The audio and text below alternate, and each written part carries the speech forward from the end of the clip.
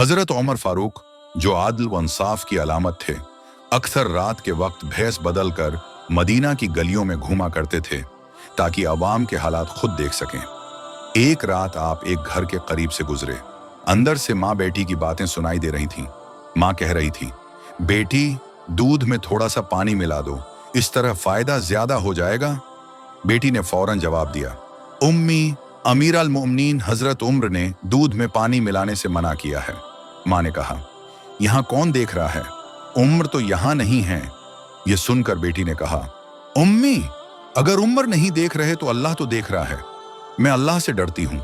हजरत उम्र ये बात सुनकर रख गए। उनकी आंखों में आंसू आ गए।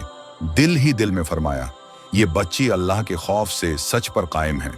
अगली सुबह हजरत उम्र ने उस बच्ची को बुलवाया और अपने बेटे हजरत आसिम का निकाह उससे कर दिया। इसी नेक बच्ची की नस्ल से बाद में एक अजीम खलीफा पैदा हुआ, जिन्हें हम हजरत उम्र बिन अब्दुल अजीज के नाम से जानते हैं। सबक आमूज पैगाम, अल्लाह का खौफ इंसान को गुनाह से बचाता है। सच्चाई और दियानत कभी जाया नहीं जाती। छोटी सी नेकी भी बड़ी इज्जत का सबब बन सकती है। हजरत उम्र फारूक का अदल आज भी मिसाल है।